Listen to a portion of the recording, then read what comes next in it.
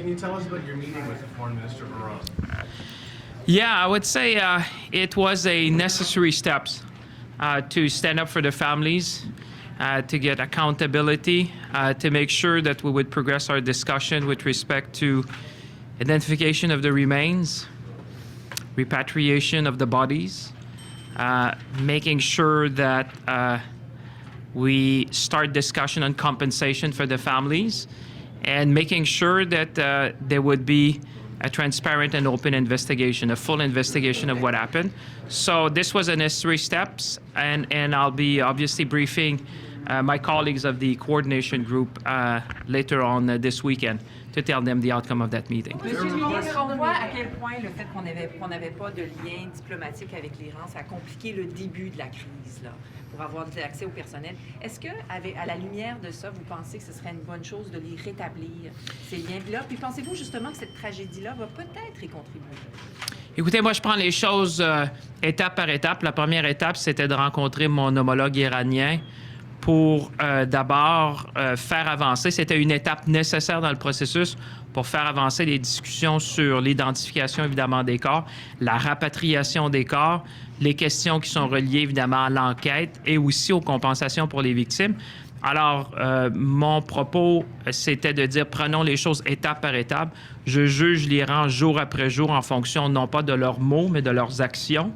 Alors, j'aurai la chance durant le week-end de aussi donner un compte rendu à mes homologues, évidemment, de la Suède, de l'Ukraine, du Royaume-Uni et évidemment de la Suède, de la discussion que nous avons eue en Oman avec le ministre iranien des Affaires étrangères. The Associated Press is saying that Iran no longer seems to be as willing to send the black box reporters to Kiev to be analyzed. Right now, they remain in Iran. Did you have any discussions with the foreign minister about the importance of Canadian officials? Well, I stressed that, and I said, you know, Iran has a path to choose. Either they go to the path of transparency, accountability, and taking full responsibility. When you say to the world you take full responsibility, that comes with consequences.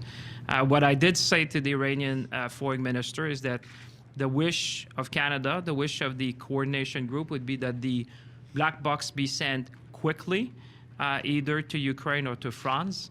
I've been made aware of the news report that you just mentioned, and I wrote this morning to my Iranian counterpart to stress again the wish of Canada, the wish of the coordination group, and I would think the wish of the international community that the black box be sent to where they should be sent, whether it's Ukraine, and I know France has offered to its expertise to make sure that we have proper technical expertise when the black box would be open, and that be done in a very transparent manner.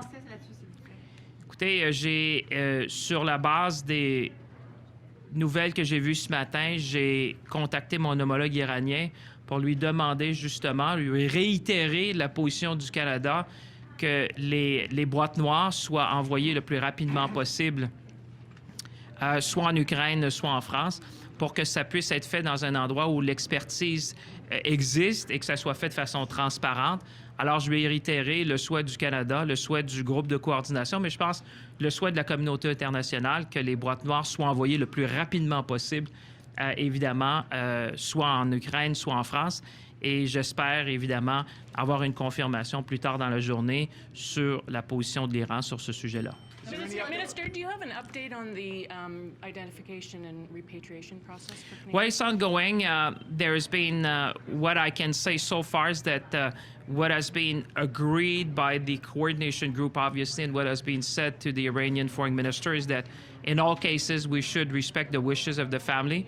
That wishes has already been expressed for most of the family. So in certain cases, burial are taking place. In some other cases, repatriation are taking place. So in the interest of privacy, I won't go into too much detail, but I can tell you as of today, what I can see and what has been reported, the wishes of the family is paramount, and we will ensure that this is the case in all cases. Est-ce que vous attendez à ce que ça occupe une grande place de la réunion, cette Écoutez, on a beaucoup à faire pour, évidemment, parler des enjeux qui sont importants pour les Canadiens et les Canadiennes. C'est sûr que ça me permettra de faire une mise à jour aux collègues sur, évidemment, la situation qu'on connaît tous. C'est une tragédie nationale qui occupe l'esprit et le cœur de tous les Canadiens et les Canadiennes. Alors, c'est sûr qu'on aura le temps d'en parler, mais on aura aussi à parler de la prochaine session parlementaire qui sera importante pour les Canadiens. Merci. À plus. Can you tell us how many families have asked that their remains of their loved ones be brought back here?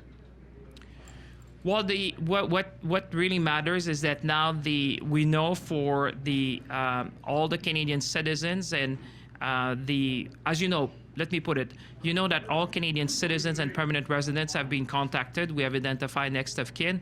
I do know that the vast majority of the families have decided whether they want a burial in Iran or they want to repatriate the remains in Canada. There's still a number of families which are undecided, and we respect their grief. And obviously, when they express that wish, we will make sure we follow up with the Iranian authorities. Merci. Thank you very much.